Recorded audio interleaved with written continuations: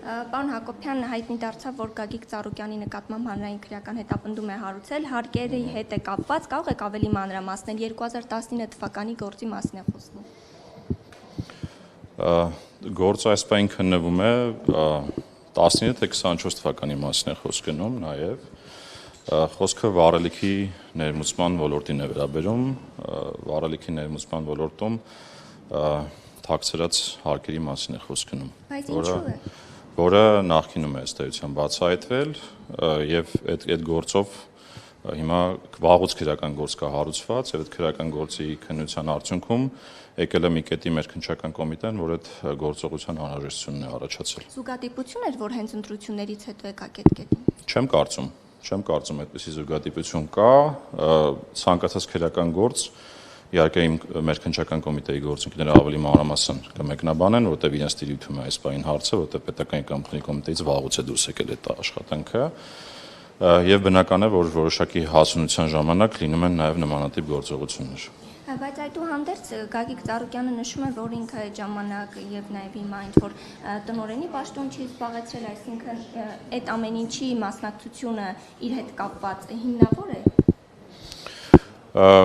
Տեսեք, այսպես է, մենք ինչ ենք անում, մենք սովորաբար երբ որ բացահայտում ենք խնդիրը, դրա միտումնավորությունը բացահայտելու համար քրեական գործ է հարուցվում, այսինքն հաղորդում ենք ներկայացնում, քրեական գործ է հարուցվում եւ քրեական գործի շրջանակներում է բացահայտվում այդ միտումը։ Ես ենթադրում եմ, որ մեր քննչական կոմիտեի գործընկերները ավելի մանրամասն կմեկնաբանեն, թե ինչ հիմքով են այդ ամեն ինչը անում եւ ես համոզված եմ սովորաբար իրենց գործողություններում հենց այդպես էլ է, որ իրենք անում են այն ժամանակ, երբ որ դրա անհրաժեշտությունը հասունացել է, այսինքն ինքը սովորական քրեական գործընթացի մաս է կազմում։ Մնացած մանրամասները մեր տիրույթում չի, չեմ կարող ես մեկնաբանել։ 2 թվականի 19 եւ 24, չէ՞, ինչ էս բա, կարծեմ մինչեւ միայն 19 թվականի մասին է հայտնի դարձել։ Դա եւս նույն, այսինքն թեմային առանց։ Տեսեք, տարբեր գործեր կան, տարբեր գործեր կան իրականում, այսինքն դա միակը չի, իր հետ փոխկապակցված էլի տարբեր բիզնեսների գործեր կան, այդ թվում նաև մեր կողմից էլ անցած տարի մենք տարբեր ուղղություններով գործողություններ իրականացնելու արդյունքում ստվերային շրջանառություններ բացահայտել ենք, խոսքը այդ մի գործի մասին է, որը դուք նշում եք այս պահին, հետագան ցույց կտա արդեն առանձին գործերի շրջանակներում, բայց բուն այս գործողությունը, որով իրականացվել է, ձեր ասած գործն է։ Այսինքն ներկրել է վառելիք եւ ինչ է արել, հարկերը թաքցրել։ Հա, այդ գործընթացում բացահայտվել են թաքցված հարկեր։ Այսինքն այդ ներմուծման եւ վաճառքի գործընթացում բացահայտվել են թաքցված հարկեր։ Գազի մասին է խոսքը, թե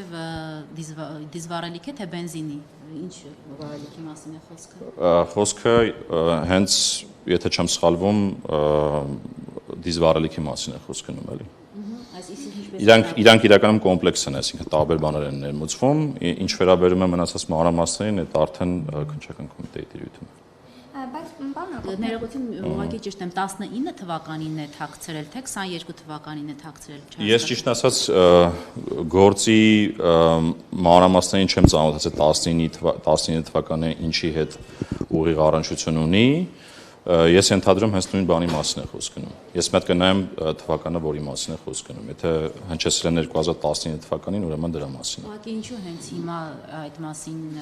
բարձրացվեց եւ ոչ թե։ Դրա մասին արդեն պատասխանեցի, այսինքն կա որոշակի հասունություն եւ նորմալ է, որ քննչական կոմիտեն նմանատիպ գործողություններ իրականացնում։ Պարզապես պարոն Հակոբյան, ընդդիմությունն ասում է, որ դիտավորյալ են անում այս հետընտրական շրջանում, քանի որ կախված է նաեւ վճռորոշ դեր ունի ԲՀԿ-ի խորհրդարան անցնել չանցնելու հարցը եւ դա է պատճառը, որ միայն հիմա սկսեցին, այսպես ասած, ուսումնասիրել վերհանել այդ գործը։